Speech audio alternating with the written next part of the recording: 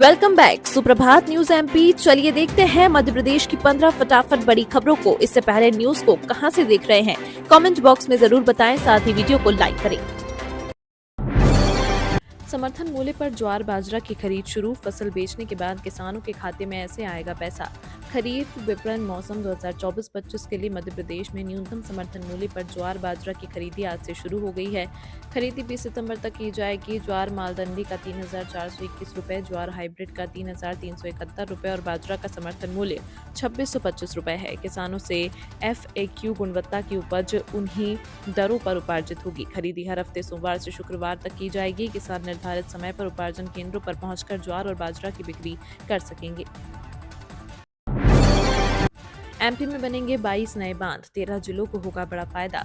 मध्य प्रदेश और राजस्थान दोनों ही राज्यों के लाखों किसानों के लिए एक बहुत अच्छी खबर है। मध्य प्रदेश सरकार और राजस्थान सरकार के बीच पार्वती, काली सिंध और चंबल परियोजना के लिए समझौता हो गया है, जिसके बाद इस परियोजना के तहत मध्य प्रदेश में एक दो नहीं बल्कि 22 बांध बनाए जाएंगे। इन बांधों के बनने से मध्य प्रदेश के 13 जिलों के साथ ही राजस्थान के भी किसानों को फायदा मिलेगा। 1 दिसंबर से इन ट्रेनों का किराया होगा कम, रेलवे ने जारी किया आदेश। मध्य प्रदेश के रेल यात्रियों के लिए जरूरी खबर है। मध्य प्रदेश में चलने वाली कुछ ट्रेनों का रेलवे ने किराया कम करने का फैसला लिया है और इसका आदेश भी जारी कर दिया है। दरअसल रेलवे ने विशेष से नियमित हुई पैसेंजर ट्रेनों का किराया 1 दिसंबर से कम करने का आदेश जारी किया। रेलवे ने पैसेंजर ट्रेनों को पुराने नियमित नंबर जारी कर दिए हैं। विशेष से नियमित ट्रेन करने की प्रक्रिया में कुछ ट्रेनों के नंबर परिवर्तित हुए हैं। ज्योतिरादित्य सिंधिया के संसदीय क्षेत्र में दूरसंचार व्यवस्थाएं होंगी दुरुस्त। केंद्रीय संचार मंत्री ज्योतिरादित्य सिंधिया के संसदीय क्षेत्र गुना शिवपुरी में BSNL की सेवाओं को दुरुस्त किया जाएगा। इसको लेकर प्लान तैयार कर लिया गया है। इसी क्रम में ज्योतिरादित्य सिंधिया के संसदीय क्षेत्र के अंतर्गत आने वाले शिवपुरी में 350 नए टावर लगाए जाएंगे। 25 करोड़ रुपए की लागत से टावर लगाए जाएंगे, जिसमें 2024-25 में काम पूरा किया जाएगा। इस दौरान शिवपुरी के 1395 गाँव में BSNL की सेवा काम करने लगेगी।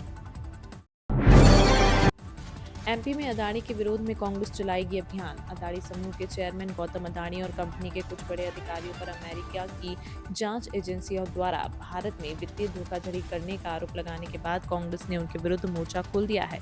मध्य प्रदेश में पार्टी अदानी के विरोध भी अभियान चलाएगी। अभियान में आमजन को बताया जाएगा कि किस तरह अदानी की कंपनियों से महंगा कोयला लिया जा रहा है। इसका असर यह है कि बिजली उपभोक्ताओं को महंगी बिजली मिल रही है। आमजन इन सभी बातों से अवगत कराया जाएगा।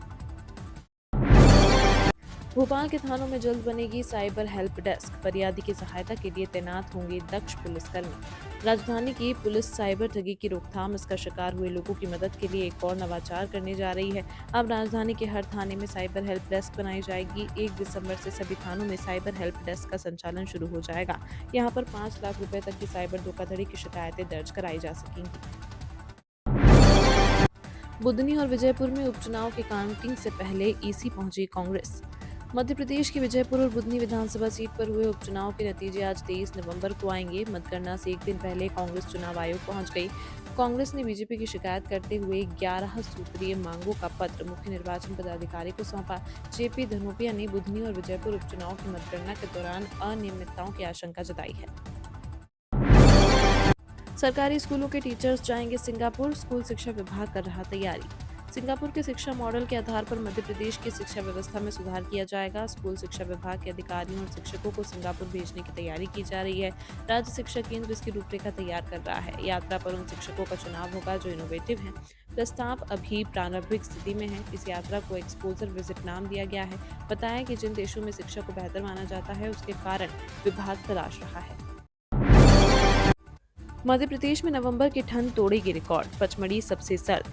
मध्य प्रदेश में इस साल नवंबर की ठंड ने पिछले साल के रिकॉर्ड को भी पीछे छोड़ दिया है। प्रदेश के लगभग सभी शहरों में तापमान सामान्य से नीचे चला गया, जिसमें पचमढ़ी सबसे ठंडा हिल स्टेशन साबित हो रहा है। राजधानी भोपाल में इस नवंबर का तापमान पिछले 10 सालों में तीसरे सबसे सर्द रात का गवाह बना, जब पारा 10.2 डिग्री सेल्सियस तक गिरा। इंदौर, उज्जैन, ग्वालियर और जबलपुर में भी रात का तापमान 15 डिग्री से नीचे आ गया। भोपाल में जल्द बनेगी प्रदेश की पहली हाईटेक गौशाला, CM आज करेंगे भूमि पूजन। राजधानी के खुजूर विधानसभा क्षेत्र में आने वाले विदिशा रोड स्थित बरखेड़ी डोब गांव में प्रदेश की पहली अत्याधुनिक गौशाला बनेगी। आज शनिवार को मुख्यमंत्री डॉक्टर मोहन यादव भूमि पूजन करेंगे।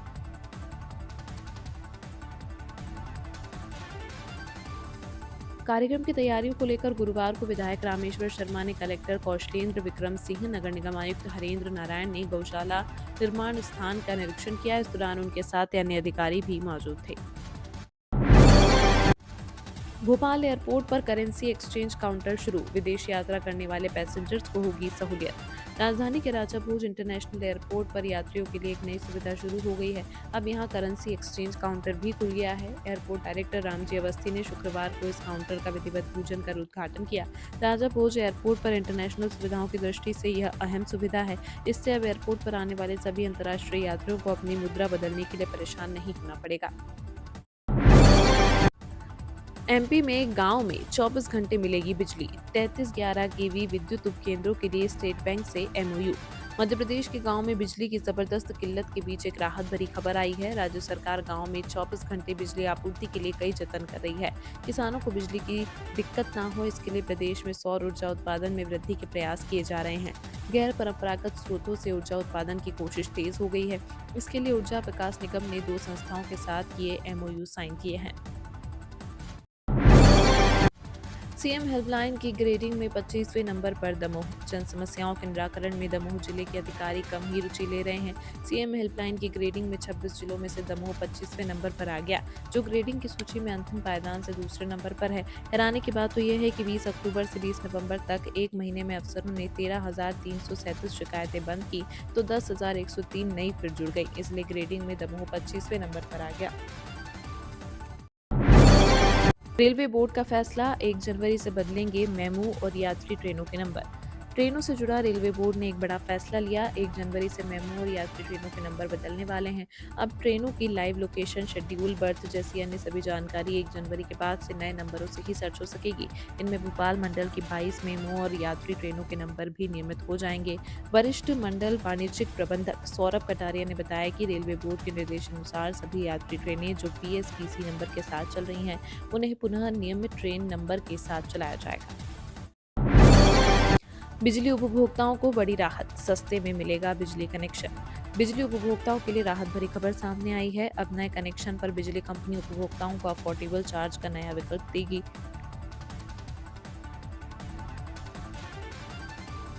उपभोक्ता चाहे तो घर के बिजली पॉइंट की जांच करवाकर कनेक्शन शुल्क जमा कर सकते हैं या नए SSC से तय औसत शुल्क से राशि जमा कर कनेक्शन ले सकते हैं। साथ ही तुरंत कनेक्शन भी मिल जाएगा। मध्य प्रदेश विद्युत नियामक आयोग इस पर 27 नवंबर को सुनवाई करेगा।